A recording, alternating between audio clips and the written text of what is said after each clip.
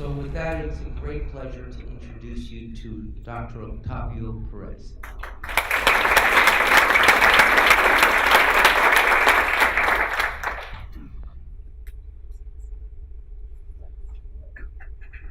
Can you hear me? Okay, first of all, thank you, Jacob. And it's a pleasure to be here. Thank you also to the ILA for inviting me to present here. And I will try to show you my research during my doctorate. And I'm going to do it short so that we can discuss it at the end. So I will try to cover it in around 30 to 35 minutes so that we can have at least another 20 minutes for discussion. So the title is Lighting and Clinician Wellness and Performance Improvement in the Emergency Room. It's very important because I have not been able to find any of the previous work about clinician improvement. There's some work about patients, but not that much, not to say nothing about clinicians. And it's very important, as we will see. So let me give you a very short CV about myself. I'm an adjunct researcher at Mount Sinai Hospital. I'm also developing the HCL business and intelligence for Jeto Lighting, that is a very important business lighting company in Spain. So I'm between New York, Madrid, and I'm also in China. This is another story. I earned the PhD in multidisciplinary science at Rensselaer Polytechnic Institute, where you have two more well-known research institutes. I have been involved for lighting, the LRC and the ELC. I also have a master's degree, a graduate certificate in lighting from Australia, from QUT, and my background from many years ago is in mechanical engineering from Spain. I'm working now, and this is an honor for me to be able to contribute to the IES in 3 technical committees. First of them is the one for lighting facilities, healthcare is wrong, sorry. And we are just releasing next week the ANSI SRB 29, that is the lighting standard for healthcare facilities. I'm also in the light and health, and I have just been invited to participate in the lighting for the aged and visually impaired. So I'm working in these 3 committees, and I'm also part of the International Ergonomics Association for Visual Ergonomics. I have to do the funding disclosure for my research. This was funded through Mount Sinai Hospital, through the Technology Innovation or Development Program, and the funding comes from NIH, from the NCATS, that is the National Center for Advancing Translational Sciences.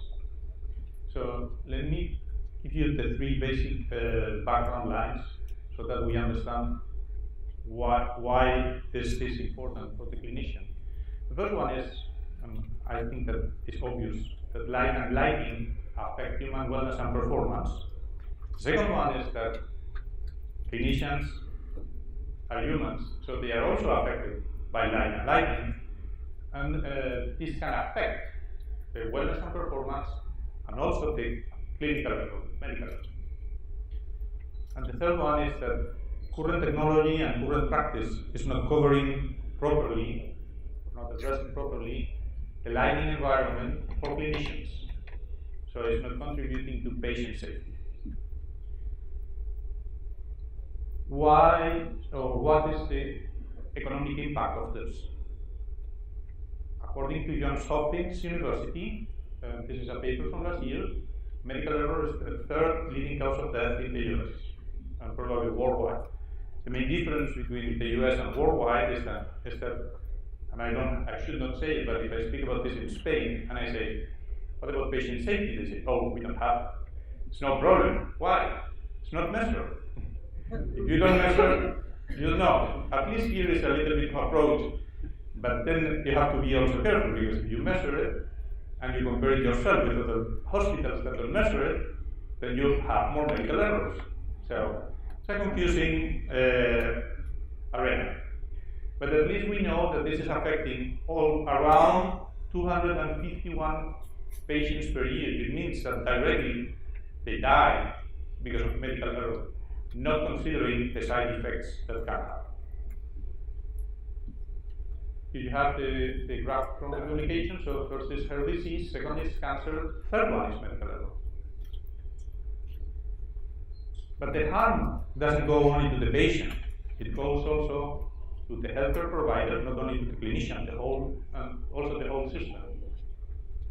And also, this is a big cost for the healthcare system.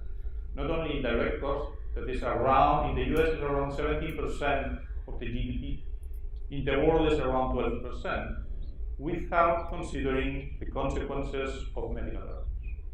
So I think that these are numbers and thoughts that I think can generate some awareness of why this research is interesting. So what I try to do here with my team is to propose that lighting evidence-based research can reduce medical error, can reduce harm, and can reduce healthcare costs, and contribute to save lives. This comes here now. I think that is very important because here we are speaking about light. Not that many people are speaking about light. I think that this is a big difference that needs some clarification before going further. The first one is about what is light. My response is that I don't know. I cannot tell you what is light. I think that it's very challenging to try to explain it. But at least we can have an approach about what is lighting. And the way that I define it is that the lighting for me is the art and science of delivering light. And this can, I think that this is an easier approach, and you will see what I was doing. But what I wanted to speak here is that light and lighting are different research domains, and we cannot go from light to lighting directly. So what I'm going to speak to you is about lighting. It's not about light, even if light is related to light. So lighting, I will just go very quickly through here, has two main roles, visual and non-visual. If we go into visual, we have the visual acuity, that is like very close related to visual economics. Then we have the aesthetics. This is one project that I was doing a long time ago in Madrid. And then we have the non-visual or non-image forming impact. And here we have, and I put here mood, even if mood sometimes goes into visual, but mood is non-visual, non-image forming, I prefer to put it in the second one. So we have mood, we have circadian for photo entrainment, and we have others, and here we can go as far as we want. Mainly it's about healing, altered states, and very important for the work that I'm doing, neuro enhancement. Okay? And what is important here is that we are not speaking about the visual, even if it is called visual system, it's visual for non-visual.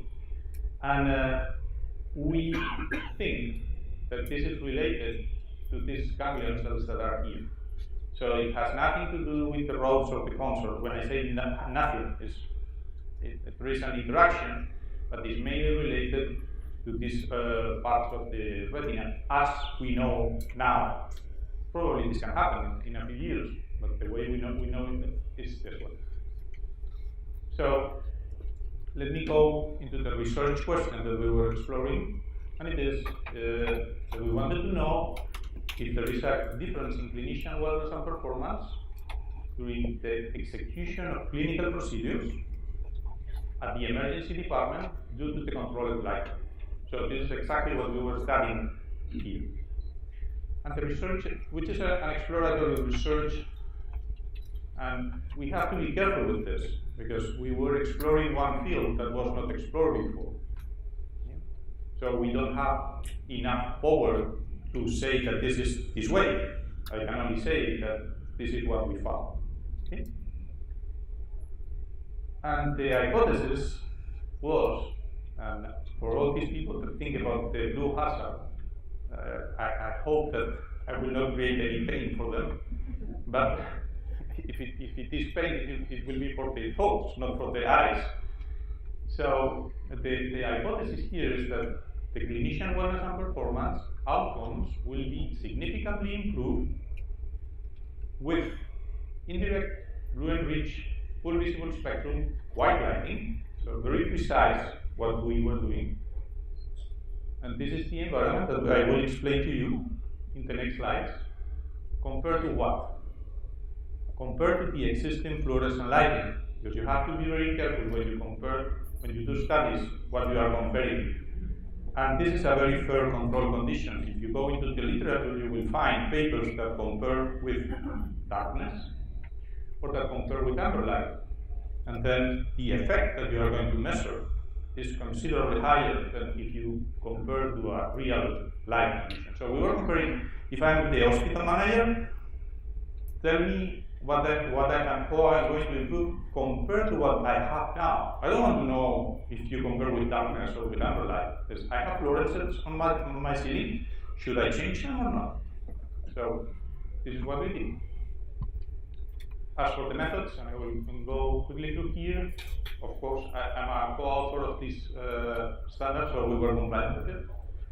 The lighting system, I developed the whole system, and I will explain it briefly to you. And as for the experiment in the clinical environment, we were following the regulations for clinical trials in a hospital. This takes a long time to go through the ILA process, the ethical questions, and all of this. We were assessing the environment precisely, because when you go into literature, you don't know noise levels, air temperature, air humidity, or other factors that can contribute to the effects.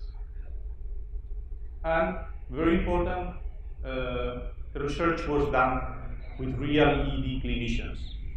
Because again, if you go into academic literature, you will find that most of the research has been done with students. 20-something years. Can you translate this to people in 40s, 50s? Probably not. I would say no.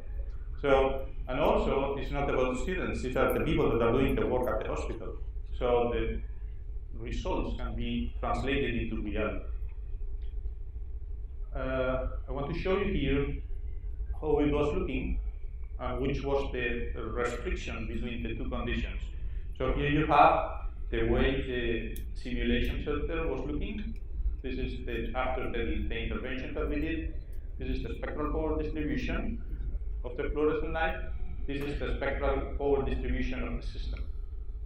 And the restriction that we were imposing, even if I don't draft in lax, but if you want to publish, you have to do it, is to have at the task the same illuminance. Because otherwise it's also difficult to compare, because someone can come and say, okay, yeah, but you were creating this lighting condition, it's not related to this other one. So how can you compare both? There are many criteria, we were employing this one. Okay? And as for the lighting design, the target was to have, as I was saying, an indirect blue-enriched full spectrum white lighting, and this horizontal illuminance at the chest of the patient. So to do this is the way the simulation center was looking 2 years ago, and this is how it was looking after the intervention. So what did we do? We were painting the walls and the two tiles on top of the ceiling with high reflective white paint. I was creating also peripheral lighting so that most of it was indirect. So we were not, the clinicians were not having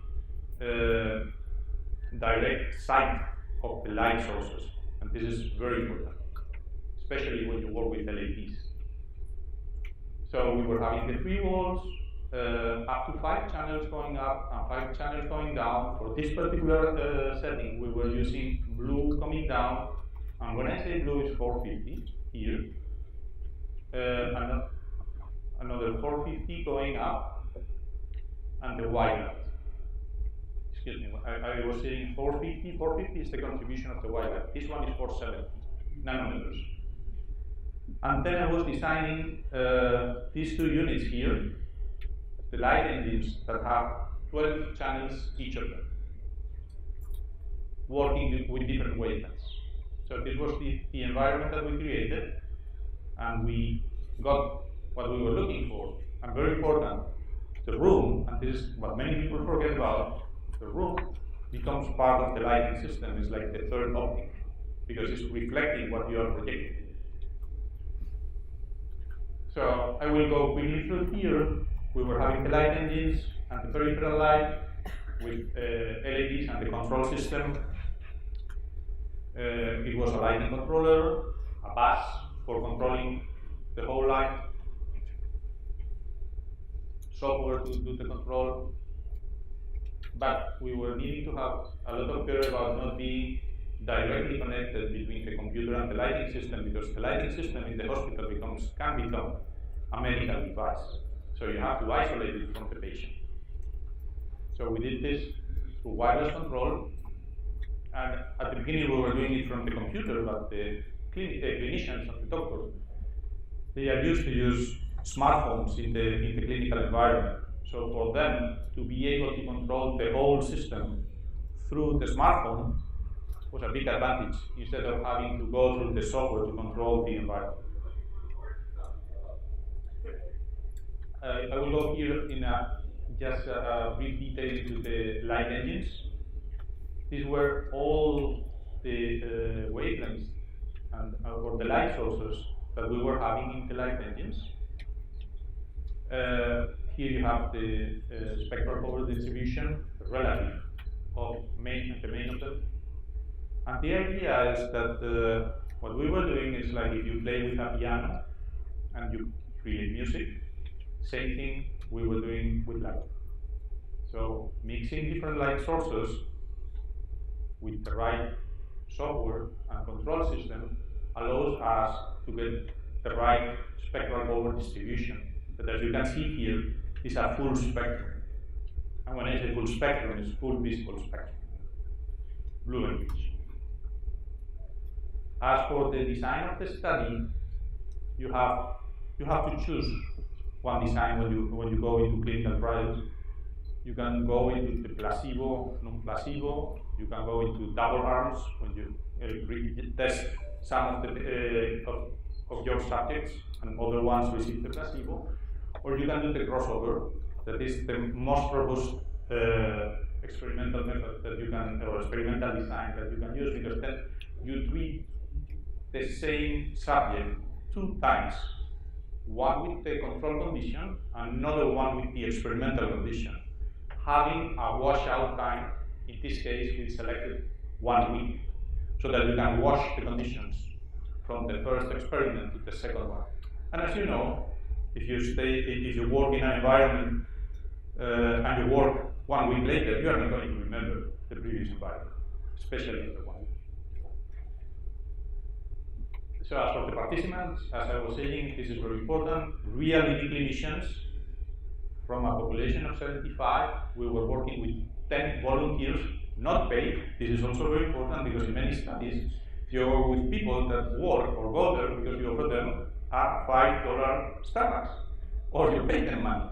And this, under my point of view, is going to mask your study, because if you are a clinician that is earning $500,000 US per year, you don't want to lose your time for a Starbucks.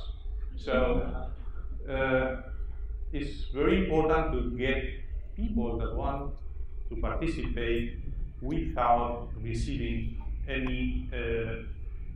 anything else than contributing to the experiment and to themselves, because it was very enriching for them also. So this is where we were doing it. And we were measuring, as I was saying, noise levels, air quality, indoor environmental quality, basically temperature, relative humidity, and carbon dioxide, so that we were not testing the conditions. We were just only assessing them to know that whatever was happening always under the same conditions. Okay? And we were, of course, measuring the light in spectral power distribution in a very precise way. As for I will go through this one just only to show you how it was looking for the not for the participants, for the camera, because if you go there, it has nothing to do. But at least you can have a look on these are the procedures that were done. One is the airway, the other one is the chest tube. Airway was done like a warm-up, so that they were used to the conditions and also to go into the experiment. But the main one was the chest tube. So two real clinical procedures that are typically at the ED. Here you have, again, the SPDs. This is the way it was looking, and this is the way it was looking. It looks bluish only in the picture, and the first time you go there. And I will go into this in the final, so just keep in mind that even if it looks bluish, it doesn't. Okay? This is, and here I just want to mention something that when you speak about human-centric lighting or the interaction of lighting with humans, you have to forget about colors and you have to speak about wavelengths. Because I can generate the same perception in color with different wavelengths. This is called metamerism and is known from a long time ago. So be very careful when you speak about like blue, because I can generate blue with different sources, not with pure blue. Or one that is very clear. I can give you amber looking light generated with green and red, and the effect is going to be totally different, even if it looks the same. So we have to be very careful with this. We have to work always with a spectral power distribution, and we don't have to trust cameras. Okay? So here you have how it was looking again for the camera. And I want to go quickly here to the findings. The first one is that we were able to create the system to generate the conditions that we were looking for. And this is very important because if you go into the market, many people say that they do human-centric lighting and that they can provide a system that can do such and such and such. And when you go into real things, either you have to pay a huge amount of money or you don't get it. And even if you pay, you don't get it. So we were able to do it. It took a long time, and it worked. So this is an important achievement. Second one is that the clinicians were liking it. And this is also very important because if you discover something in an environment that people don't like, even if it has a biological effect, it's not going to work in real life. So if you want to translate your findings, it has to work for the people that are going to use it. And we are speaking about lighting, we are not speaking about light. So this was also very important. The third one is that sleepiness perception was reduced by close to 16%. And sleepiness is one of the causes of medical error. The other one, workload perception, was reduced by close to 22%. And again, workload, stress perception contributes a lot to medical error and also is bad for the well-being of the clinicians. And the third one is that the execution time. We measure also an effective reduction, even if you go into statistical significance, and you have to be very careful with it. We were not achieving standard p-values, even if the effect was very interesting. Okay? So these are the scientific findings, and then I want to share with you also which were the participants, which was their feedback. First one is the one that we were saying before. They were liking it, and this is very important, but they were not liking it at first. So we think in the projects that we are doing now that we have to work with something that can be called, and is not defined anywhere, as spectral morphing. So you cannot go from the fluorescent area into a blue and rich area, because you are going to suffer when you go in. And it was happening to many people that were, some of them, especially the ones that were having clear eyes, they were saying that they were even feeling like vomiting when they were going to. So if you stay into the blue light hazard and you say, oh yeah, this generates vomiting. Okay, this is at first. But they continue there, and what we found, and this is what they say, is that they were feeling at the end of the procedure very calm and very focused on the work that they were doing. And this was taking around 15 minutes. So it's very important to know what happens in time, not only which is your immediate perception of the lighting environment. I want to just mention here the members of my team. Hal Kaplan is my mentor at Mount Sinai Hospital, and he's a specialist in an expert in patient safety. Chris, that is the director of the center and an ED clinician. And Richard Vincent, that is part of the IES since a long time ago. He's an architect, and he has been involved in many healthcare lighting projects since 20 or 30 years. And also, as you can imagine, to set up something like this in a hospital is not an easy thing. And so there were people from facility, healthcare informatics, leadership, and innovation participating in the whole process.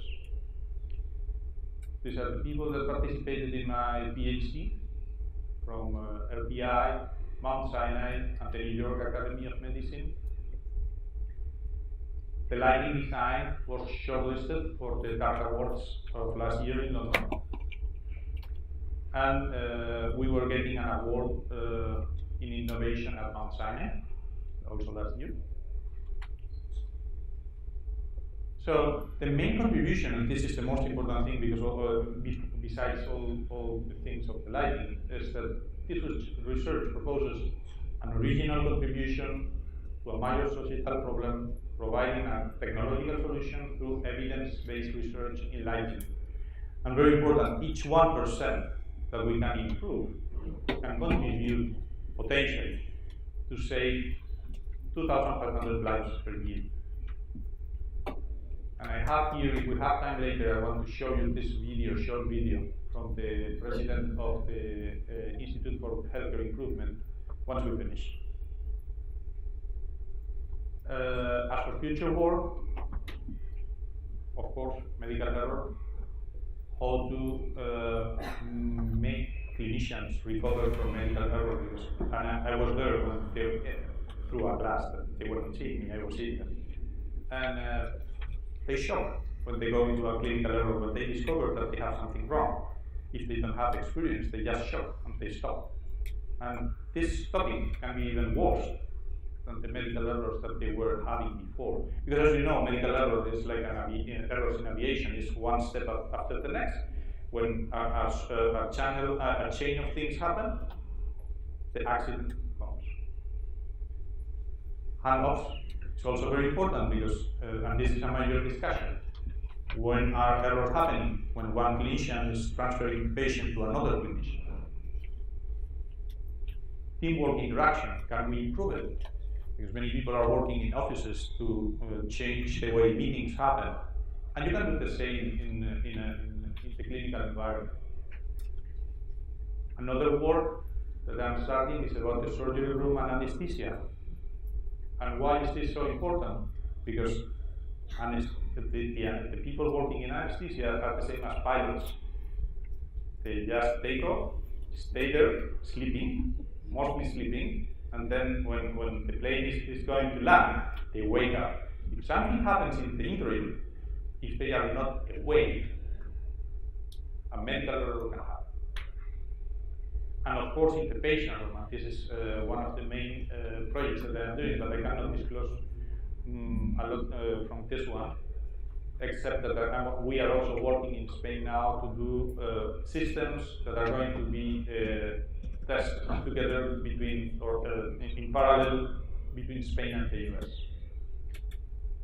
And of course, dynamic lighting, because as you know, and as Jacob was saying yesterday, the only thing that is constant is change, and this is one problem of artificial lighting, that is constant. And this, if you are with windows, you don't perceive it, but if you are in a closed environment, like in a hospital, especially at the ED, you only have constant lighting the whole day, and this is very stressful for the clinicians.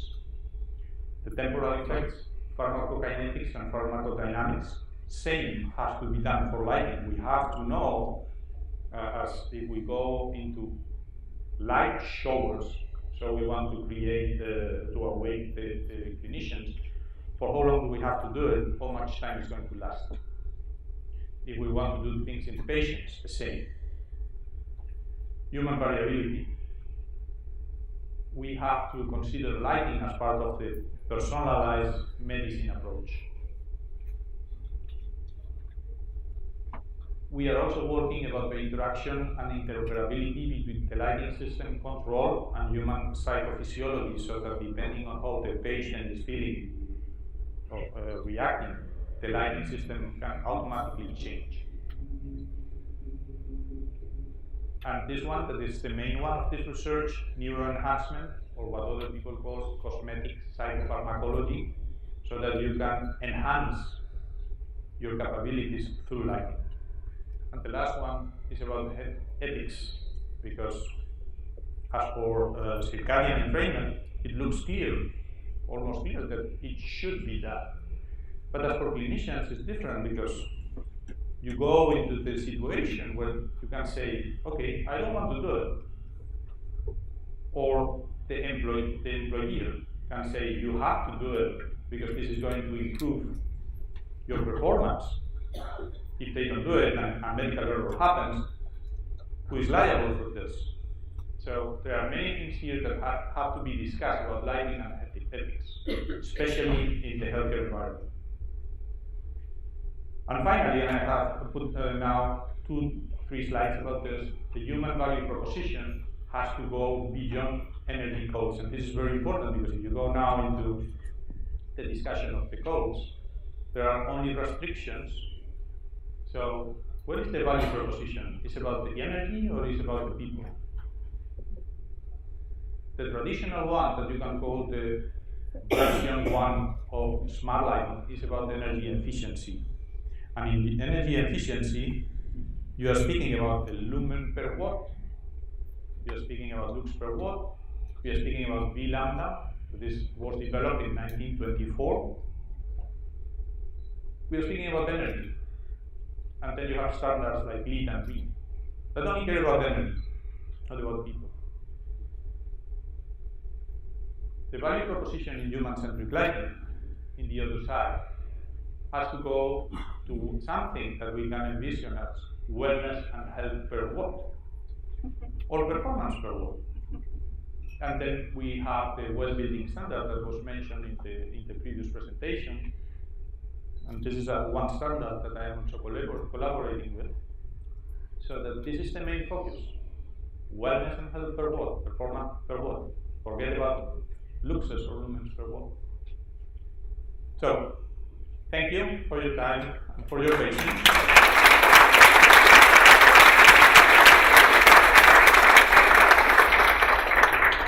And now we have time for questions. Yeah? I don't know, can we work with the mic and my mic together? Only one? Okay. I'll talk loud. No, let me do it the opposite. I will give it to you, and I will try to back it off. I think that.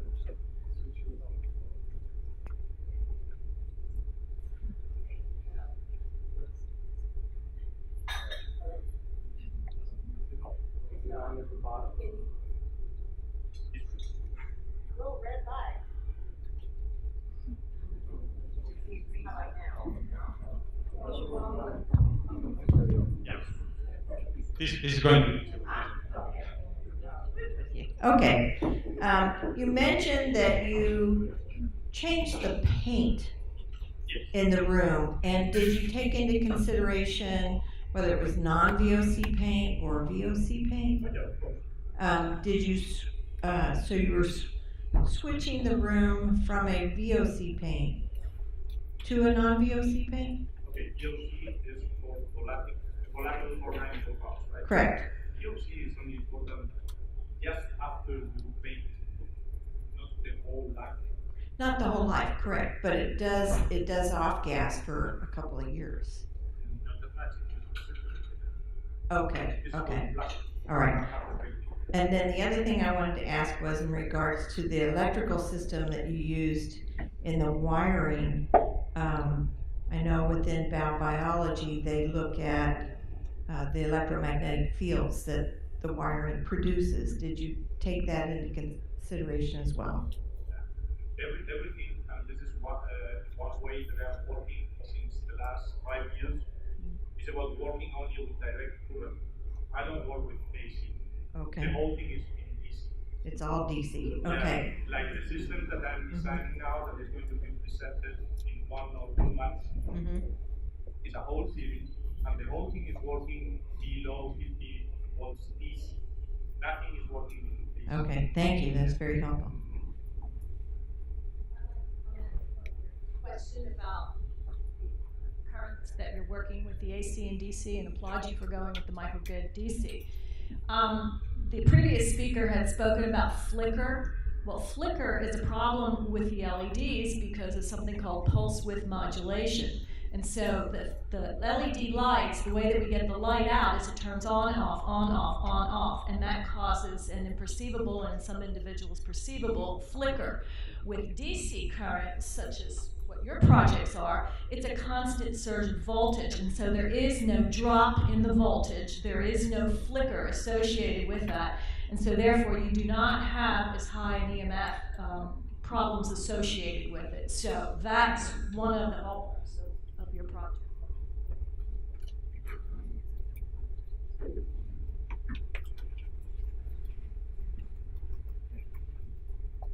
You mentioned in future looking towards human variability, individual differences to color. I mean, some people like red, some people like yellow, and so forth.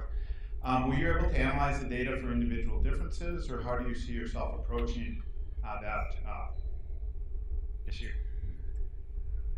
It's working now? Yeah. I will play this way. So when I speak about the human variability, I'm not speaking about human preferences. I'm speaking about the differences in age, race, disease. What about the preferences? Because What about preferences? yes, I don't take into consideration preferences because preferences, as I was speaking here, change. And preference, when you are immersed into a lighting environment, in a few minutes you get used to it. And here we are not working with extreme lighting. When I say extreme, is that I'm not going to put anyone under pure red. It's going to be most of it close to white, even if it is change in the SPD. But you are not going to be immersed into some color, perception of color that can affect you. I hope. yes, because especially when you're dealing with groups of people, even though maybe A particular chroma spectrum might be enhancing for performance for an individual or calming, for instance, or energizing for another. If you have a whole team, it does make it more challenging to know what would be best for the team as a whole. So I can understand that too.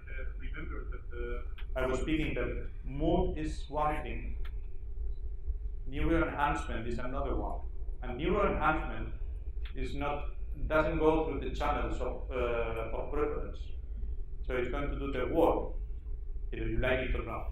So if you get into this kind of light in the morning, you are going to wake up, except if your homeostatic sleep is against you. But you are going to wake up. It's not that you prefer it or not. And it's very difficult, it can happen, but it's very difficult that you wake up under the light. So it's not about the mood, it's about this other visual, even if it is not visual effect, it's another path into the system. I sometimes think of colors as vitamins. Some people need more one plus the other as well. But this is a different form.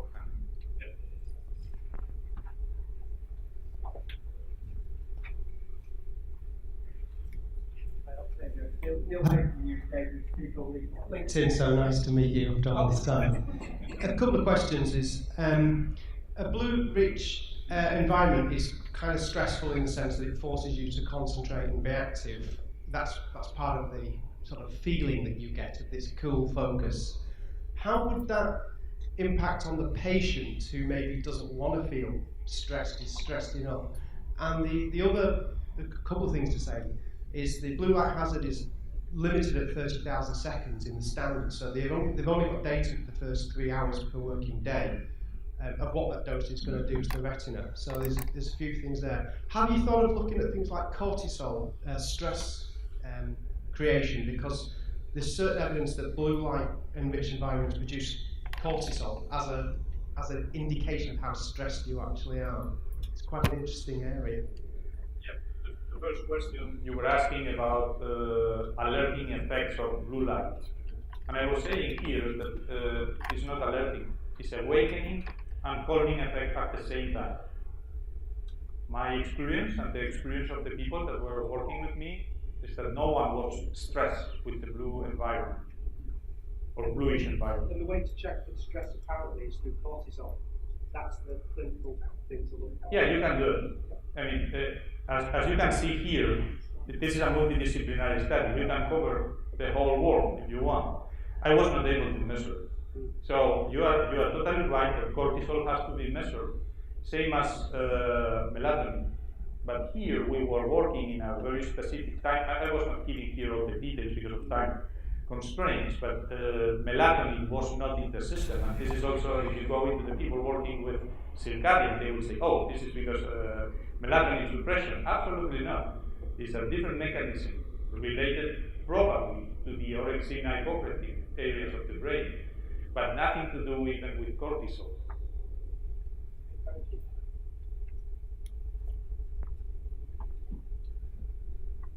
Any other question? Well, let me give you the mic. It's not about me, I hear you, it's about the audience.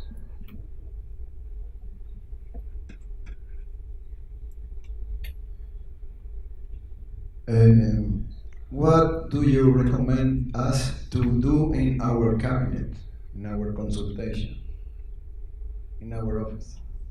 About what? I cannot tell you. I mean, lighting has, as has been said before, many temporal effects. So it depends on the time of day, not 8 o'clock, 10 o'clock, 12 o'clock. It's called circadian time, CT. So it's going to depend on when you wake up. Times since wake up. This is the most important time.